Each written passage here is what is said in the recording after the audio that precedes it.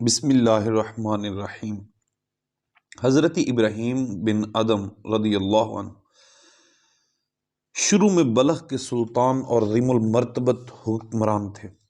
ایک مرتبہ آپ محو خواب تھے کہ چھت پر کسی کے چلنے کی آواز آئی، تو آواز دے کر پوچھا کہ چھت پر کون ہے؟ تو جواب ملا کہ میں آپ کا ایک شناسا ہوں، اونٹ کی تلاش میں چھت پر آیا ہوں۔ آپ نے فرمایا یہاں چھت پر اونٹ کس طرح مل سکتا ہے؟ ادھر سے جواب آیا آپ کو تاج و تخت میں خدا کس طرح مل جائے گا؟ یہ سن کر آپ ہیبت زدہ ہو گئے، اور دوسرے دن جس وقت دربار لگا ہوا تھا ایک بہت ہی ذی حشم شخص دربار میں آ پہنچا۔ حاضرین پر کچھ ایسا رعب طاری ہوا کہ کسی میں کچھ پوچھنے کی سکت باقی نہ رہی، اور وہ شخص تیزی کے ساتھ تخت شاہی کے نزدیک پہنچ کر چاروں طرف دیکھنے لگا، اور جب ابراہیم بن ادم نے سوال کیا کہ تم کون ہو اور کس کی تلاش میں آئے ہو، تو اس نے کہا میں قیام کرنے کی نیت سے آیا تھا، لیکن یہ سرائے معلوم ہوتی ہے اس لیے یہاں قیام ممکن نہیں۔ آپ نے فرمایا کہ یہ سرائے نہیں بلکہ شاہی محل ہے۔ اس نے سوال کیا آپ سے قبل یہاں کون آباد تھا؟ فرمایا میرے باپ دادا۔ غرض یہ کہ اس طرح کئی پشتوں کے پوچھنے کے بعد اس نے کہا کہ آپ کے بعد یہاں کون رہے گا؟ فرمایا کہ میری اولاد۔ اس نے کہا ذرا تصور فرمائیے کہ جس جگہ اتنے لوگ آ کر چلے گئے اور کسی کو ثبات حاصل نہ ہو سکا، وہ جگہ اگر سرائے نہیں تو اور کیا ہے؟ یہ کہہ کر وہ اچانک غائب ہو گیا، اور ابراہیم بن ادم چونکہ رات کے واقعہ سے بھی مضطرب تھے، اسی واقعے نے اور بھی بے چین کر دیا۔ آپ اس کی جستجو میں نکل کھڑے ہوئے، اور ایک جگہ جب ملاقات کے بعد آپ نے ان کا نام دریافت کیا تو انہوں نے فرمایا کہ مجھے خضر کہتے ہیں، یعنی حضرت خضر علیہ السلام۔ اسی اضطراب میں آپ لشکر سمیت شکار کے لیے روانہ ہوئے، لیکن لشکر سے بچھڑ کر جب تنہا رہ گئے تو غیب سے آواز آئی کہ اے ابراہیم موت سے قبل بیدار ہو جاؤ، اور یہ آواز مسلسل آتی رہی۔ آپ کی قلبی کیفیت اور دیگر گوں ہوتی چلی گئی۔ پھر اچانک سامنے ایک ہرن نظر آ گیا، اور جب آپ نے شکار کرنا چاہا تو وہ بول پڑا کہ آپ میرا کیا شکار کریں گے؟ آپ تو خود شکار ہونے والے ہیں۔ کیا آپ کی تخلیق کا یہی مقصد ہے؟ آپ سیر اور شکار کرتے پھریں۔ پھر آپ کی سواری کے زین سے بھی یہی آواز آنے لگی۔ اس طرح آپ متوجہ اللہ ہو گئے کہ قلب نور باطنی سے منور ہو گیا، آپ کا دل نور باطنی سے روشن ہوا۔ اس کے بعد آپ تاج و تخت کو خیر آباد کہہ کر صحرا بصحرا گریہ زاری کرتے ہوئے نیشا پور کے قرب و جوار میں پہنچ کر ایک تاریک اور بھیانک غار میں مکمل 9 سال تک عبادت میں مصروف رہے۔ اس دوران ہر جمعے کو لکڑیاں جمع کر کے فروخت کر دیتے، اور جو کچھ ملتا آدھا راہ مولا میں دے دیتے، اور باقی ماندہ رقم سے روٹی خرید کر نماز جمعہ ادا کرتے۔ جب عوام کو آپ کے مراتب کا صحیح اندازہ ہو گیا تو آپ نے اس غار کو خیر آباد کہہ کر مکہ معظمہ کا رخ کیا۔ اس کے بعد ایک مرتبہ شیخ ابو سعید رحمۃ اللہ علیہ نے اسی غار کی زیارت کر کے فرمایا کہ اگر یہ غار مشک سے لبریز کر دیا جاتا تب بھی اتنی خوشبو نہ ہوتی جتنی ایک بزرگ کے چند روزہ قیام سے موجود ہے۔ اللہ اکبر۔ جب آپ نے بلخ کی سلطنت کو خیر آباد کہا تو اس وقت آپ کا ایک چھوٹا بچہ تھا۔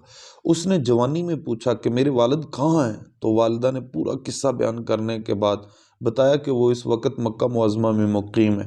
اس کے بعد اس لڑکے نے پورے شہر میں منادی کرا دی کہ جو لوگ میرے ہمراہ سفر حج پر چلنا چاہتے ہیں میں ان کے پورے اخراجات برداشت کروں گا۔ یہ منادی سن کر تقریباً 4000 افراد چلنے پر تیار ہو گئے، جن کو وہ لڑکا اپنے ہمراہ لے کر والد کی دیدار کی تمنا میں کعبۃ اللہ پہنچ گیا، اور جب اس نے مشائخ حرم سے اپنے والد کے متعلق دریافت کیا تو انہوں نے کہا وہ ہمارے مرشد ہیں، اور اس وقت وہ جنگل سے لکڑیاں لینے گئے ہیں کہ فروخت کر کے اپنے اور ہمارے کھانے کا انتظام کرے۔ یہ سنتے ہی لڑکا جنگل کی جانب چل پڑا، اور ایک بوڑھے کو سر پر لکڑیوں کا بوجھ لادے دیکھا، فرط محبت سے وہ بےتاب ہو گیا، لیکن بطور سعادت مندی اور ناواقفیت و احوال خاموشی کے ساتھ آپ کے پیچھے بازار تک پہنچ گیا، اور جب وہاں جا کر حضرت ابراہیم نے آواز لگائی کہ کون ہے جو پاکیزہ مال کے عوض پاکیزہ مال خریدے، یہ سن کر ایک شخص نے روٹیوں کے عوض میں لکڑیاں خرید لی،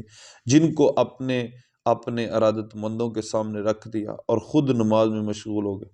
آپ اپنے ارادت مندوں کو ہمیشہ یہ ہدایت فرماتے کہ کبھی کسی عورت یا بے ریش لڑکے کو نظر بر کر نہ دیکھنا، اور خصوصاً اس وقت بہت محتاط رہنا جب ایام حج کے دوران کثیر عورتیں اور بے ریش لڑکے جمع ہو جاتے ہیں، اور تمام افراد اس ہدایت کے پابند رہتے ہوئے آپ کے ہمراہ شریک رہتے۔ حالت طواف میں آپ کا وہی لڑکا سامنے آ گیا اور محبت پدری نے جوش مارا اور بے ساختہ آپ کی نگاہیں اس پر جم گئیں۔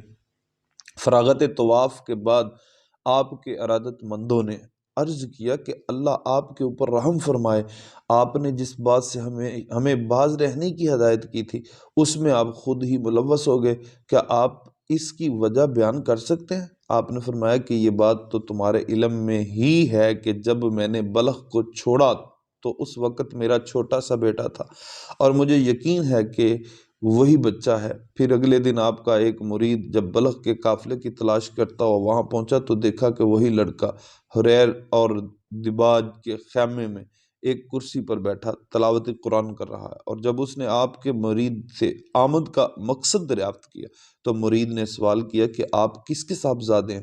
یہ سنتے ہی اس لڑکے نے روتے ہوئے کہا کہ میں نے اپنے والد کو نہیں دیکھا، لیکن کل ایک بوڑھے لکڑہارے کو دیکھ کر یہ محسوس ہوا کہ شاید یہی میرے والد ہیں، اور اگر میں ان سے کچھ پوچھ گچھ کرتا تو اندیشہ تھا کہ وہ فرار ہو جاتے، کیونکہ وہ گھر سے فرار ہو گئے تھے، اور ان کا اسم گرامی ابراہیم بن ادم ہے۔ یہ سن کر مرید نے کہا کہ چلیے میں ان سے آپ کی ملاقات کروا دوں۔ وہ اپنے ہمراہ آپ کی بیوی اور بیٹے کو لے کر بیت اللہ میں داخل ہو گیا۔ جس وقت بیٹے کی نظر آپ پر پڑی تو فرط محبت سے بیٹا اللہ اکبر بے تابانہ دونوں لپٹ گئے اور روتے روتے بے ہوش ہو گئے، اور ہوش میں آنے کے بعد جب حضرت ابراہیم نے پوچھا کہ تمہارا دین کیا ہے تو لڑکے نے جواب دیا اسلام۔ پھر سوال کیا کہ کیا تم نے قرآن کریم پڑھا ہے؟ لڑکے نے اس بات میں جواب دیا۔ پھر پوچھا کہ اس کے علاوہ اور بھی کچھ تعلیم حاصل کیا ہے؟ لڑکے نے کہا جی ہاں۔ یہ سن کر فرمایا الحمدللہ۔